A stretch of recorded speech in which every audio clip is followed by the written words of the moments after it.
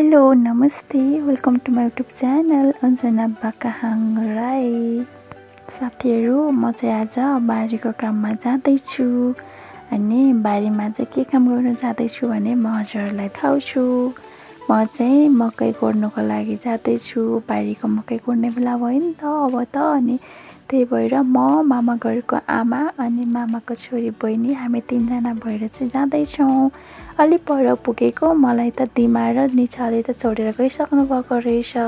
उहाँ चाहिँ मेरो मामाको दिमा हुनुहुन्छ। हाम्रो घर र मामा घर पनि नजिक नजिकै छ। बारीमा जाँदाखेरि सँगै गइन्छ। बाटो चाहिँ यस्तो चाहिँ ढुङ्गाको बाटो छ छापेको, हिँड्नु पनि अप्ठ्यारो हुन्छ। अनि म चाहिँ दुईटा गोड्ने बोकेर जाँदैछु साथीहरू। आज चाहिँ हाम्रो मकै गोड्ने प्लान छ।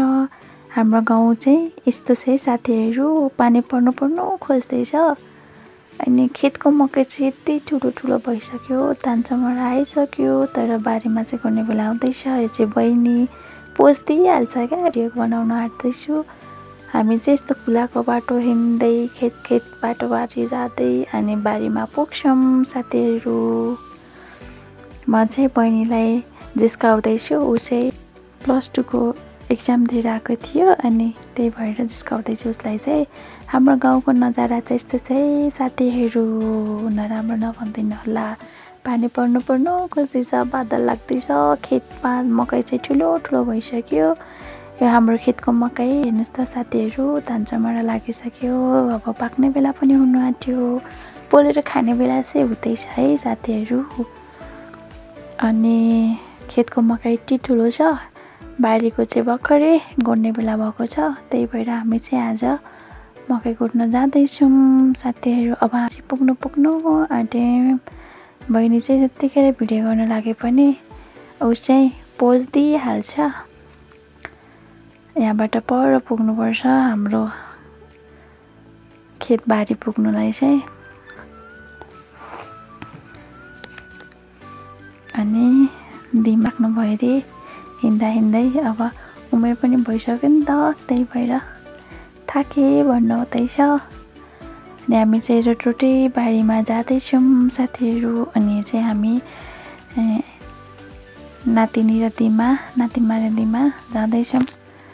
आज चाहिँ हाँस्नु हुँदैछ, भिडियो गरेको भनेको अनि खुसी हुनुहुँदैछ साथीहरू। फाइनल्ली बारीमा पुग्यो। अब चाहिँ मजाले मकै गोड्नुपर्छ साथीहरू। यति ठुलो भइसकेको छ मकै। अब मकैमा भटमास पनि छ। ल बहिनी रेडी भइसक्यो। मकै र भटमाससँगै साथीहरू झार पनि अलिअलि आएको छ हो। अब सबै गोडी भ्याउनु पर्ने छ आज नै।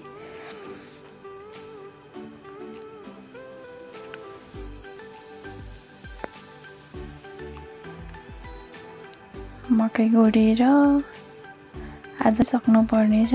त्यही भएर चाहिँ हामी चाहिँ लाग्यो कामतिर साथीहरू। हेर्दै गर्नु होला, सबैजनाले माया गर्नु होला, साथ सपोर्ट दिनु होला। अनि लाइक कमेन्ट सेयर र सब्सक्राइब पनि गरेर नभन्नु होला है साथीहरू। के काम त लागेको छैन, तै पनि मलाई चाहिँ पसिना आएर साथीहरू काम गर्दा गाह्रो भएर के गर्नु, मलाई मात्र पसिना आउँदैछ। काम पनि लागेको थिएन, तर यति मेहनत चाहिँ गर्नै पर्छ। के गर्नु, गाउँमा खेती गरेपछि यस्तै हो साथीहरू। काम त लागेको थिएन साथीहरू। हेर्नुहोस् न, कालो बादल आइरहेको छ, पानी पर्नु खोजिरहेको छ। तर पनि काम त गरियो। मकै गोडेर भ्याउनु थियो, यतापट्टि सकेर अर्को ठाउँमा पनि गोड्नु थियो। अनि त्यही भएर हामी चाहिँ तीनजनाले फटाफट मकै गोडेर सक्यौँ साथीहरू। अनि हामीले मकै गोड्दा चाहिँ किराहरू पनि उड्दै थियो। कस्तो राम्रो चरा हेर्नु न साथीहरू, किरा खानु आएको कि आएर त्यहाँ बस्छ अनि टपक्क किरा टिपेर भागिहाल्छ क्या।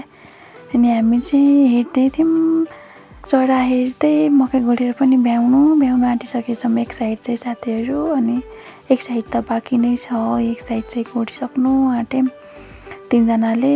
अब कुलेसो पारी चाहिँ बाँकी नै छ तलदेखि नै। अनि यसो हेरेको त भोक पनि लाग्दै थियो। मामु त खाजा लिएर आइराख्नु भएको रहेछ। मामु चाहिँ काम गर्न सक्नुहुन्न। मामुलाई चाहिँ बिमारी हुनुहुन्छ, त्यही भएर उहाँ चाहिँ खाजा मात्रै लिएर आउनुहुन्छ हामीलाई। अनि मोमोलाई खाजा लिएर आउनु भनेर छोडिआएको थियौँ। एक साइड गइसक्नु आँटेको थियौँ, मामुले खाजा लिएर आउनु भएछ। त्यहाँबाट उभिएर सोध्दै हुनुहुन्छ, खाजा यहीँ माथि बारीमै खाने कि तल शीतलमा बसेर खाने भन्नुहुँदैछ। अलिकति बाँकी थियो अनि त्यो सकेर अनि खाजा खान गयौँ हामी। अब यति चाहिँ घुर्नुलाई बाँकी छ साथीहरू, एक साइड गइसक्यौँ।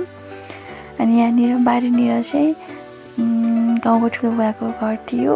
अनि चाहिँ त्यहीँनिर बसेर शीतलमा बसेर चाहिँ खाजा खानु आँटेको। खाजामा चाहिँ मामुले माम ल्याउनु भएछ। अनि माम, कुखुराको मासु, अनि हेर आलु र सिमीको सब्जी र अनि अचार लिएर आउनु भएको रहेछ। अनि हामी चाहिँ खाजा खानु आँटेको। साथीहरू चिउरा खाइन्छ, चिउराले साथी बोल्छ अनि खानु मन लाग्दैन काम गर्दाखेरि। साथीहरू हामी चाहिँ खाजा खानु आँटेको।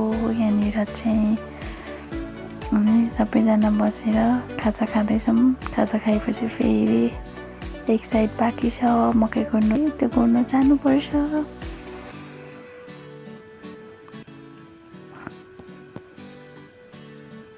हाम्रो चाहिँ खुवाइ चाहिँ यस्तै छ है साथीहरू। गाउँमा चाहिँ हजुरहरू त मिठो मिठो खानुहुन्छ होला, हाम्रो चाहिँ त्यस्तै हो, जे पाक्यो त्यही खाजा काम हुन्छ। धुलो माटै हातले खाइन्छ।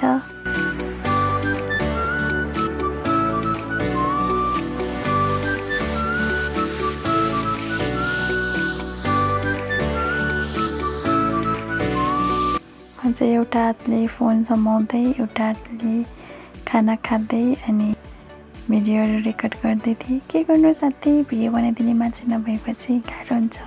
एउटा हातले काम गर, एउटा हातले मोबाइल समात। गाह्रो छ साथी, गाह्रो छ गाउँघरमा।